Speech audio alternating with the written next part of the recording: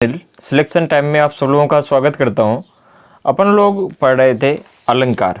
अलंकार में मैंने आपको समझाया था और इसमें कुछ अलंकार रह गए थे, तो मैंने आपको बताया था कि आप कमेंट्स में ज़रूर बताना कि अलंकार कौन कौन से रह गए हैं। तो उनमें से काफ़ी बच्चों के कमेंट्स आए थे कि सर इसमें आपने अतिसंयुक्ति अलंकार को नहीं समझाया। इसे बोलते हैं अतिसंयुक्ति अर्थात हाइपरबोला। अर्थात हाइपरबोला होता क्या है उसके बारे में मैं आपको समझा देता हूँ ऐसे ही मौके। इसके बाद अपन लोग एक नए टॉपिक की स्टार्ट कर रहे होंगे और उस टॉपिक का नाम होगा छंद, क्योंकि मैं आपको रस भी पढ़ा चुका हूँ, अलंकार भी पढ़ा चुका हूँ। इसके बाद अपन लोग पढ़ेंगे छंद। तो पहले मैं आपको थोड़ी समझा देता हूँ कि अतिसंयुक्ति होता क्या है। तो अतिसंयुक्ति का मतलब किसी चीज़ को बहुत बढ़ा चढ़ा के वर्णन करना अतिसंयुक्ति कहलाता है। जब अपन लोग किसी चीज़ को बहुत ज़्यादा बढ़ा चढ़ा के बोलते हैं तो अतिसंयुक्ति कहलाता है। क्या कहलाता है? अतिसंयुक्ति। जैसे मैं एक एग्जाम्पल के थ्रू आपको चीज़ें समझाता हूँ। जैसे आप लोगों ने एक लंका कांड में एक चौपाई आती है, बहुत फेमस चौपाई है। जब हनुमान जी सीता जी का पता लगाने के लिए जाते हैं तो उन्हें भूख लगती है, तो कुछ पेड़ वगैरह उखाड़ के फेंक देते हैं, बहुत ज़्यादा खाते पीते हैं। तो एक कहानी रिलेटेड है, ठीक। और ये परंपरा हमारे यहाँ रही है, अभी थोड़ी ना है। जैसे अभी कोरोना की वजह से मोदी जी ने लॉकडाउन के लिए बात की कि लॉकडाउन में कि आप लोग थालियाँ बजाना, तो लोगों ने पटाखे छुड़वा दिए, मतलब पूरी की पूरी दीपावली मन गई। तो ये अपने यहाँ पहले अभी से नहीं, ये पुराने ज़माने से। हनुमान जी के भेजा था कि फल खाया, उन्हें पूरी बगिया उजाड़ दी। कहा कि पूंछ में आग लगा दी, तो उन्होंने सोचा कि इसकी कुछ जला देंगे, तो उन्होंने सोचा तो पूरी लंका जला दिया। मतलब कहने का मतलब ये है कि अगर थोड़ी सा कहने को बजाओ तो लोग जो है इतने इच्छुक रहते हैं कि थाली बजाने को कहा, लोगों ने पटाखे छुड़ा दिए, थालियाँ शंख फूंकने लगे, अलग अलग तरीक़ों से कोरोना के उसमें चीज़ें हुई, आपने देखा। तो अतिशयोक्ति का मतलब यहाँ पे ये है कि जहाँ पर कोई चीज़ को बहुत बढ़ा चढ़ा के बोला जाए वहाँ पे अतिशयोक्ति होता है। कौन सा अलंकार होता है? अतिशयोक्ति। जब हम लोग किसी चीज़ को बहुत ज़्यादा बढ़ा चढ़ा के बोलते हैं तो अतिशयोक्ति होता है। तो लंका कांड की एक छोटी सी चौपाई है जिसके माध्यम से मैं आपको अतिशयोक्ति अलंकार समझाना चाहता हूँ। वो अलंकार है आपका, जैसे एग्जाम्पल है, हनुमान जी की पूँछ में लगन न पाई आग, सारी लंका जल गई, गए निशाचर भाग। यानी हनुमान जी की पूँछ में आग भी नहीं लग पाई और सारी लंका जल गई। तो ऐसे कैसे हो सकता है? यानी बहुत ज़्यादा बढ़ा चढ़ा के बोल दिया। जैसे आप बोल देते हैं कि खूनों की नदियाँ बह गई, इतना राणा प्रताप ने इतने भयंकर तरीके से युद्ध किया कि खूनों की नदियाँ बह गई। तो खूनों की नदियाँ बहना साधारण बात थोड़ी ना, नदी थोड़ी ना बह जाएगी खून की कि पूरा का पूरा कोई उसमें नहा ले, जैसे गंगा यमुना बहती हैं। तो बहुत बढ़ा चढ़ा के बोलना आप क्या कहलाता? अतिशयोक्ति कहलाता है। और एक अलंकार और रह गया था और जिसका नाम था भ्रांतिमान अलंकार। कौन सा? भ्रांतिमान। और इसके बाद अपन लोग छंद में आ जाएंगे। किसमें? छंद में।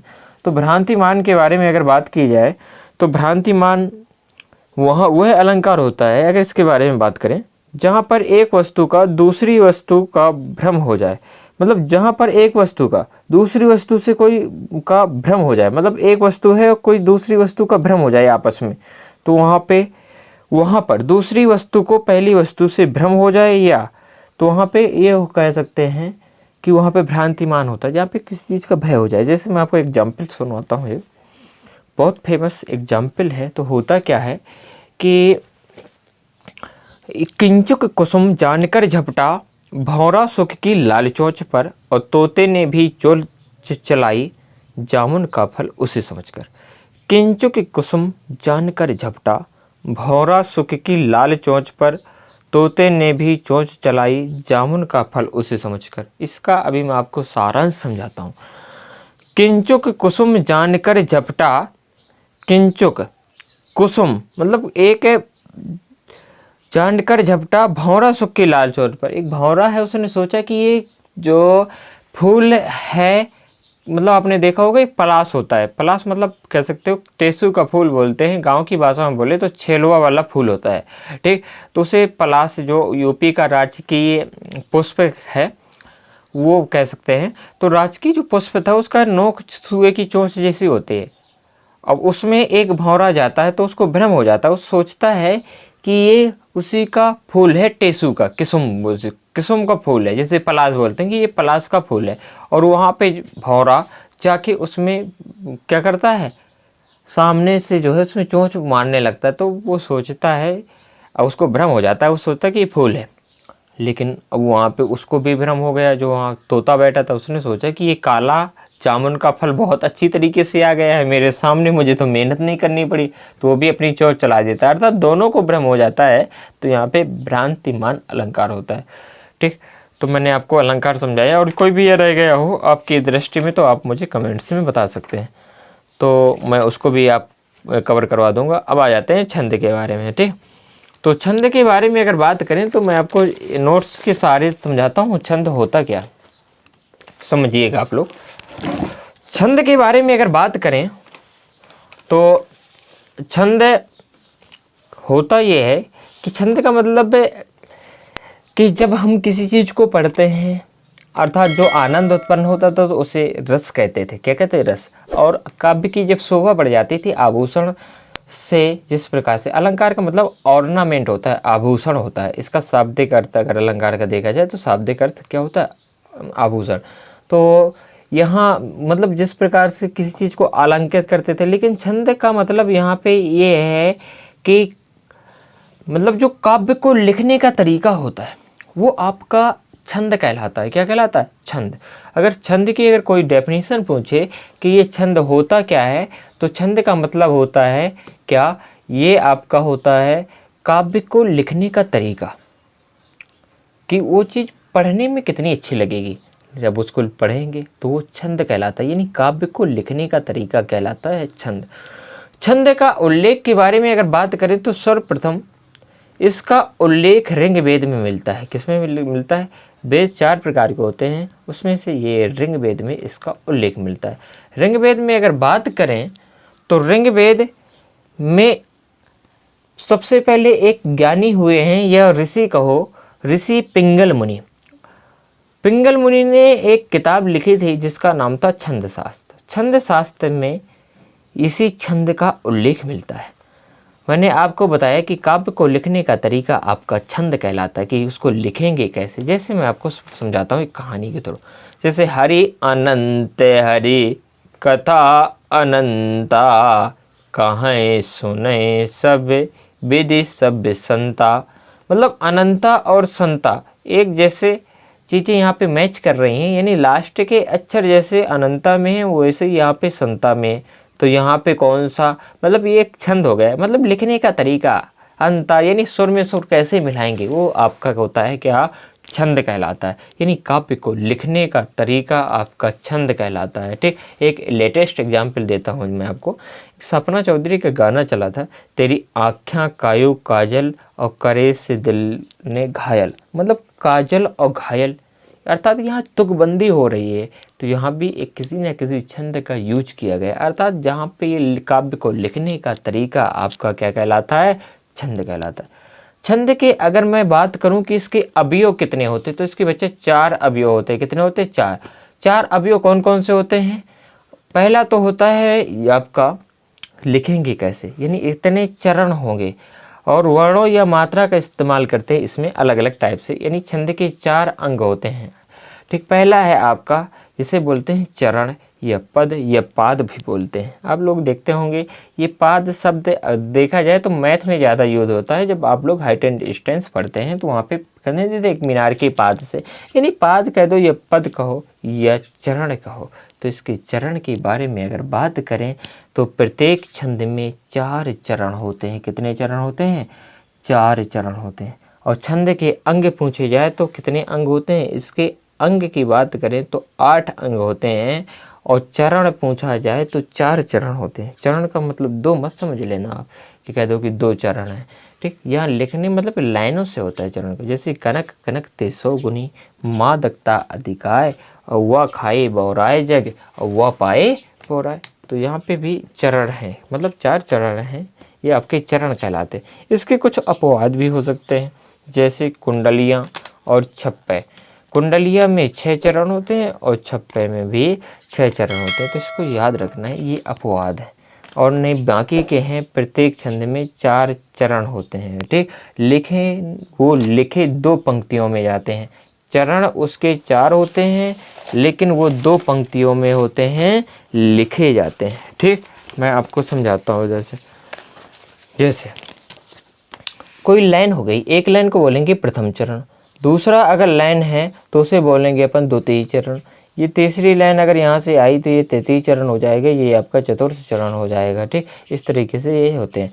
पहले और दूसरे और चौथे को बोलते हैं सम चरण। आप लोग वैसे देखते होंगे कि दूसरा नंबर भी सम होता है, चौथा नंबर भी सम संख्या होती है, अर्थात इवन नंबर, तो ऐसे आप समझ सकते हैं कि इसको बोलते हैं सम चरण। और ये होता है आपका विषम चरण। इसमें कुछ वर्ण भी होते हैं। वर्णों को मैंने आपको समझाया था कि मतलब वर्ण दो प्रकार का होता है, हास्य और दीर्घ। हास्य का मतलब होता है जहाँ पे बोलने में बहुत कम समय लगता है, उसे हास्य स्वर कहते हैं। ठीक, और इसको लघु स्वर भी कहते हैं, छोटा हो गया, छोटी ई, छोटा ओ, ऋषि हो गया। दीर्घ स्वर का मतलब होता है जहाँ पे बोलने में ज़्यादा समय लगता है, वो आपका दीर्घ स्वर कहलाता है। क्या कहलाता है? दीर्घ स्वर। जैसे इसमें एक मात्रक की बात करें तो एक मात्रक छंद भी होते हैं, मतलब इसको मात्रा, जिसकी मात्रा एक मात्रा होगी उसे बोलेंगे लघु मात्रा कह दो, ठीक, या हास्य मात्रा कह दो। तो मतलब एक है, मतलब हास्य स्वर, जैसे छोटा, छोटी, मतलब ये वाले अक्षर होंगे, मतलब हास्य स्वर जहाँ पे होंगे, और ये आपका चांद बिंदी, तो आपका एक मात्रक कहलाता है। इसके बाद आता है जो इतने भी व्यंजन होते हैं उसमें भी हास्य स्वर से बने होते हैं, आपने देखा होगा, का हो गया, ऐसा हो गया, रा हो गया, इसमें एक एक मात्रा है, 3 वर्ण हैं, अर्थात 3 वर्ण हैं तो 3 मात्रा। ठीक, अभी आपको समझाते हैं। द्विमात्रक के बारे में अगर बात करें तो द्विमात्रक को बोलते हैं जिसमें 2 मात्रा, और इसको उल्टा इससे बनाते हैं। अगर 2 मात्रा को शो करना तो हमें इस तरीके का 2 बनेगा, और इसको गुरु बोलते हैं। ठीक, लिखने में थोड़ी सा यहाँ पे मिसप्रेस सही नहीं है, तो गुरु बोलते हैं। ठीक, इसको गुरु मात्रा बोलते हैं। क्या बोलते हैं उसको? गुरु मात्रा। ठीक, अब मैं समझाता हूँ। जितने भी दीर्घ स्वर होते हैं वो सब द्विमात्रिक होते हैं। व्यंजन जितने भी होते हैं वो सब आपके द्विमात्रिक होते हैं। का, की, कु, के, काओ, को, मतलब जितने भी व्यंजन होंगे और दीर्घ स्वर वो आपके द्विमात्रिक होते हैं। ठीक, तो आप लोगों को ये चीज़ आपको समझ में आ गई होगी। तो चलते हैं आगे नेक्स्ट पेज पे। अगला है, जैसे मैं आपको इधर समझाऊं, जैसे ये भक्त लिखा है, भक्त में है तो इस भा में 2 मात्रा गिनी जाएंगी, बाकी में जो है ये मात्रा नहीं गिनी जाएगी, तो हो जाएगा कितनी मात्राएं हो जाएंगी? 3। और यहाँ पे अगर रैफ लगा हुआ है, ठीक, तो इसमें भी इस धा में 2 मात्रा गिनी जाएंगी, बाकी अगर यहाँ पे पैराद में एक रैफ लगा हुआ तो रैफ में भी 2 मात्राएं गिनी जाएंगी, बशर्ते इसमें धा और माँ, ये ठीक, अगर माँ गा है तो गा समझ लो, अगर माँ है तो माँ, जैसे घर में लिखा है, तो अगर ये गा में भी 2 मात्रा, धा में, अर्थात अगर रैप के पहला वाला जो अक्षर होगा उसमें 2 मात्राएं गिनी जाएंगी। कितनी मात्राएं हैं? फिर इसके बाद आता है तीसरा नंबर होता है यति। यति का मतलब होता है 8 अंग बताए थे मैंने आपको, तो यति तीसरे नंबर पे आता है। और यति बीच बीच रुकते हैं जहाँ पे उसे बोलते हैं अपन लोग यति। यति का मतलब होता है, रति नहीं है, रति तो कामदेव की मतलब पत्नी है रति। ठीक, तो यति का मतलब होता है बीच बीच ठहरने का ठहराव, अर्थात रुकने का तरीका। जब बोलते हैं ना किसी चीज़ को, जैसे कनक, कनक ते 100 गुनी, अब रुक गए यहाँ पे, तो यहाँ पे जहाँ पे रुके हैं ये आपका यति कहलाता है, अर्थात जहाँ पे रुकते हैं वो आपका यति कहलाता है। इसके बाद आता है गति। गति का मतलब होता है उसके बोलने का तरीका क्या था। कोई जैसे बोलते हैं तेरी आँखें कायो काजल, तो मतलब वो लास्ट में मैंने बोला तो बोलने का तरीका क्या था, मैंने धीरे धीरे बोला। जैसे कोई गाना चल जाए, मेरे रस की कमर तेरी पहली नज़र, तो वो सब चीज़ें उसी में आ जाती हैं। इसके बाद आ जाता है 5वां है तुक। हरि अनंत हरि कथा अनंता, काई विधि सब संता, तो इसमें भी जो है तुक से तुक आ गया, अनंता और संता। तो तुक यानी पढ़ने में, जो सुनने में जहाँ पे मज़ा आ जाए वो तुक कहलाता है, मतलब पूरा का अंता और संता ये दोनों एक जैसे आ गए तो हो गया। जैसे काजल और घायल, इसमें भी तुकबंदी आ रही है, तो तुक आपको समझ में आया। इसके बाद आ जाता है गण। गण में 3 वर्णों का समूह गण कहलाता है, जैसे यमाता, राज, भान, सलगा। ठीक, ये 10 अक्षरी समूह होता है, तो इसको 3-3 अक्षरों का आपका गण कहलाता है, गण। ठीक, इसके बाद आती है संख्या।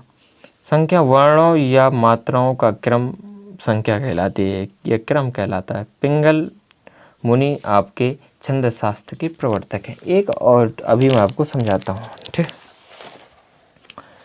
इसके बाद आता है आपका छंद के प्रकार, कि छंद कितने प्रकार का होता है। तो अगर क्वेश्चन आ जाए कि छंद के कितने प्रकार होते हैं, तो बालक छंद के 3 प्रकार होते हैं। कितने प्रकार का टिक करके आना, 3 प्रकार का। बहुत इंपॉर्टेंट क्वेश्चन बनता है। तो उसमें पहला मात्रिक, वर्णिक और मुक्तक, ठीक ना। तो इसमें जैसे इसमें मात्रा से पता चले कि कितनी मात्राएं हैं तो कौन सा छंद होगा। इसमें वर्णों से पता चल जाता है, और मुक्तक का मतलब ना तो वर्णों और ना तो मात्रा, दोनों का मिक्सचर होता है, वो आपका मुक्तक कहलाता है। ठीक, तो मैं आपको एक एक चीज़ को समझाता हूँ। ठीक, अगर थोड़ी समझिएगा, अगर थोड़ी एक बात ये है कि जहाँ पे 32 मात्रा या 32 वर्णों का एक वर्ण होता है, ठीक, तो वो एक साधारण छंद कहलाते हैं। जहाँ पे 32 वर्ण होंगे, अर्थात एक लाइन में 32 वर्ण होंगे, अर्थात पूरे में, तो एक साधारण होता है। 32 से अधिक हो जाएं तो आपका क्या कहलाता है, दंडक छंद कहलाता है। तो छंद 3 प्रकार के होते हैं, मैंने आपको समझाया। अब मैं आपको ले चलता हूँ मात्रिक छंद में। इसमें मात्रिक छंद भी 3 प्रकार का होता है। कितने प्रकार का होता है, 3 प्रकार का। पहला है सममात्रिक, अर्धमात्रिक और विषम मात्रिक। सममात्रिक में अगर बात करें तो प्रत्येक चरण में मात्राओं की संख्या समान होती है। इसमें अर्थात 16 16 16 16, अर्थात इस तरीके से 16 हैं तो 16, 12 हैं तो 12, उसे बोलते हैं सममात्रिक छंद। कौन सा, सममात्रिक छंद। तो पहले मैं आपको यही पढ़ाता हूँ सममात्रिक छंद के बारे में, तो आप समझिएगा सममात्रिक छंद के बारे में। तो इसमें एक ट्रिक देता हूँ, उस ट्रिक के सहारे आपको सब कुछ याद हो जाएगा। तो इसमें कौन कौन से आते हैं कि सममात्रिक छंद का उदाहरण कौन सा इनमें से, तो आता है पेपर में। तो ये ट्रिक बहुत इंपॉर्टेंट है, इसको याद रखना है। चा चा राल जी हैं, ठीक, ये हो जाएगा चा चा राल जी। तो पहले चा से है चौपाई, चौपाई एक अलग है, फिर दूसरा है चौपाई, फिर राल, रा से लौरा, ए से हो जाएगा आला, आल से हो जाएगा लवली या राधिका, जी से हो जाएगा गीतिका, और एच से हो जाएगा हरि गीतिका। ठीक, तो चाचा राल जी हैं, ये आपको याद रखना है। तो आप, ठीक, चलिए अब एक एक को मैं आपको समझाता हूँ। जैसे पहला है चौपाई, चौपाई, चौपाई ये संस्कृत से है, संस्कृत में होती है चौपाई, हिंदी में चौपाई होती है। जैसे गुरुस्वामी तुलसीदास जी ने लिखा हुआ है, रामचरितमानस में मिलते हैं। तो चौपाई एक अलग चीज़ है, संस्कृत से लिया गया है। और प्रत्येक चरण में 4 चरण होते हैं। चौपाई में कितने चरण होते हैं, 4, और इसमें 15 मात्राएं होती हैं। कितनी मात्राएं होती, 15। फिर इसके बाद आता है चौपाई। क्वेश्चन आएगी चौपाई में कितनी मात्राएं होती है, इसमें 16 मात्राएं होती है। अंतिम दोनों मात्राएं गुरु मात्रा होती है, अर्थात दीर्घ मात्रा होगी लास्ट में चौपाई में। किसमें बच्चा, चौपाई में। जैसे उदाहरण के थ्रू मैं आपको समझाता हूँ। ये तो आपका चौपाई का एग्जाम्पल है। जैसे जिनके बल पर खड़ा समाज रखती है सुचिता की लाज। देखो लास्ट में गुरु मात्रा नहीं है, यहाँ पे हस्व मात्रा है, लघु मात्रा है, एक एक मात्रा है, अर्थात ये चौपाई का एग्जाम्पल होगा। मात्राएं गिन रहे हैं तो टोटल 15 हैं, और यहाँ भी गिन रहे हैं तो टोटल 15 हैं। जैसे एक कुछ अभी दूसरा देता हूँ, जैसे हरि अनंत हरि कथा अनंता, काहे सुनई बहुविधि सब संता। जिसमें 16 मात्राएं यहाँ भी, 16 यहाँ भी, तो अर्थात ये एक चौपाई का एग्जाम्पल है। इसके बाद आ जाता है आपका रौला। जब 11 और 13 की, ठीक, तो रौला के बारे में एक ट्रिक दे देता हूँ, वो आपको याद रहेगा। ठीक, रौला में कितनी मात्राएं होती, तो ऐसे याद रख लेना, 11 13 किया कमाल, रौला आया 24 बार, अर्थात 24 मात्राएं होंगी। और प्रत्येक चरण में 24, इनको दोनों को जोड़ दें, 11 13 किया कमाल, रौला आया 24 बार, तो 24 मात्राएं होती। 11 और 13 पे आपका यति होता है। इसके बाद आता है लावनी। लावनी अभी समझाता हूँ। लावनी को राधिका जी भी कहते हैं। क्या कहते हैं, राधिका जी भी कहते हैं। ठीक, तो इसमें टोटल मात्राएं होती 22। ठीक, और 13 और 9 में यति होता है। क्या होता है, यति। तो फिर आप ऐसे याद कर सकते हैं कि इसमें आप, मतलब याद करने का तरीका है, इसमें आप बुरा मत लीजिएगा। जैसे लावनी यानी राधिका, मान लेते हैं लावनी किसी लड़की का नाम है। ठीक, वो मतलब 13 वर्ष की हैं। इसके बाद 13 वर्ष में किए हैं, और 13 वर्ष से, यह कह दो कि ऐसे समझ लो। अब अच्छा से एग्जाम्पल, लावनी एक लेडीज का नाम है, भारत की जलवायु बहुत गर्म है, तो कह सकते हैं यहाँ की जो लेडीज होती हैं वो 13 वर्ष में ही मेच्योर हो जाती हैं और 9 महीने में जो है बच्चे हो जाते हैं। तो ऐसे याद कर सकते हैं, मतलब याद करने का तरीका है, ठीक। इसमें अन्यथा गलत नहीं लेना है। चलिए आपको जैसा याद रहे आप याद रखिए, मैं तो ऐसे याद रख लेता हूँ। गीतिका, गीतिका के बारे में अगर बात करें तो इसमें गीतिका 14 और 12 पे होता है। गीतिका राधिका की बड़ी बहन मान लेते हैं गीतिका, ठीक। इनको थोड़ी सी टाइम लगता है। ये हैं आपके 14 और 12 पे यति होता है 14। हरी गीतिका 2 और जोड़ देंगे, मतलब यहाँ पे देखो मैंने 1 जोड़ा, फिर अब इसके बाद 1-2 और जोड़ देंगे तो 28 मात्राएं हो जाएंगी। ये 16 और 12 पे यति होता है हरी गीतिका पे। हरी गीतिका पे 16 और 12 पे यति होता है। टोटल मात्राएं जोड़ देंगे तो 28 हो जाएंगी। आला आपको पता है, ठीक। आला हमारे बुंदेलखंड क्षेत्र में बहुत ज़्यादा गाया जाता है। महोबा के बारे में कहते थे आला, आपने सुना होगा कि बड़े लड़ैया गढ़ मोहबे के जिनकी मार सही ना जाए, एक हमारे 2 मर जाए, तीसर हौफ खाए मर जाए। तो ये आला है बच्चा, क्या है आला। इसमें मात्राएं होती हैं 31 और 16 और 15 पे यति होता है। क्या होता है, 16 साल में यहाँ के लोग क्या हो जाते हैं, लड़ाकू हो जाते हैं। 15 साल में लड़ाकू हो जाते हैं, कह सकते हैं ये आला हो गया। तो ये वीरचंद का एग्जाम्पल है आला, किसका, वीरचंद का। तो आगे चलते हैं आगे। इसके बाद मैं आपको समझाता हूँ ये पूरा का पूरा चौपाई, मतलब मैंने आपको समझाता हूँ इधर कि मैंने जो आपको चीज़ें समझाई एक बार शॉर्ट में ब्रीफ आइडिया देता हूँ, ठीक। इसमें कौन कौन आएंगे, सममात्रिक छंद में। तो आप एक ही उसमें याद रखिए कि जैसे चाचा राल जी हैं, तो अब आप मेरे साथ बोलना, ठीक। मैं इसको थोड़ी सी छिपाता हूँ। पहले चा का मतलब होगा चौपाई, चौपाई का मतलब होगा चौपाई में 15 है, चौपाई चौपाई में हो जाएंगी 16 मात्राएं। रा से हो जाएगा लावनी, ये रा से रौला समझ लो, पहले रौला क्या समझ लो, रौला। तो 11-13 किया कमाल, रौला आया 24 बार, तो 24 हो जाएगा, ठीक। इसके बाद हो जाएगा आला। आला में मैंने आपको समझाया था कि 16 और 15 में जो है आला गाने लगते हैं। लावनी होता है 13 और 9 में, किसी को राधिका बोलते हैं। गीतिका होता है 14 और 12 में होता है। फिर हरी गीतिका 16 और 12 अर्थात 26 मात्राएं होती हैं। तो ये आपको याद हो गया कि चाचा और आल ये। इसके बाद आता है अर्धमात्रिक। कौन सा, अर्धमात्रिक। इसमें मैं आपको समझा देता हूँ कि अर्धमात्रिक में कौन कौन चीज़ें आएंगी। तो एक ट्रिक याद रखनी है कि दास बाऊ, इसको दास बाऊ याद रख लें। दास, दस से मतलब दोहा, ऐस का मतलब छोटा, ब का मतलब बरबे और ऊ का मतलब उल्लाला। क्या हो जाएगा, उल्लाला। तो उल्लाला जो है यहाँ समझो दोहा। दोहा में कह सकते हो जैसे इसमें प्रथम और तृतीय की मात्राएं 13-13 होती हैं, दूसरे और चौथे में समान यानी 11-11 मात्राएं होती हैं। तो दोहा होता है, ये क्या होता है, 11-13 सॉरी 13 और 11 जो है इसमें मात्राएं होते हैं 13 और 11। ये आपका होता है कौन सा, दोहा। इसके बाद आता है सोरठा। सोरठा जो है दोहा का उल्टा होता है, तो 11 और 13 हो जाएगा। उसमें 13-11 था, इसमें हो जाएगा कौन सा, सोरठा में 13 और 11 और 13, ठीक। तो सोरठा।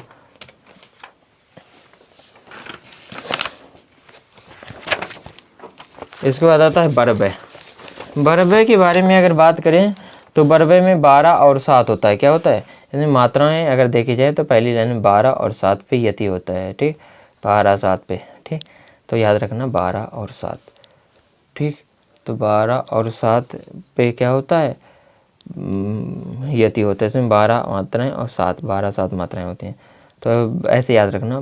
तो आप लोग किसी से अगर गुस्सा हो जाओ तो बोलते हो 7-7 बर दूंगा, तो 12 और 7 तो बरबे हो जाएगा।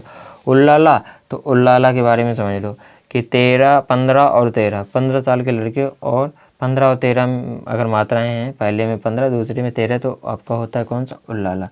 तो हम लोग उल्लाला उल्लाला चलने लगते हैं 15 और 13 में, ठीक बच्चे। विषम मात्रिक छंद समझ लो, इसमें होता है कुंडलिया। कुंडल हैं आपके तो क्या होगा, डर लगेगा। कुंडल है तो क्या होगा, डर लगेगा। तो डर लगेगा तो 10 हो जाएगा दोहा और रौला।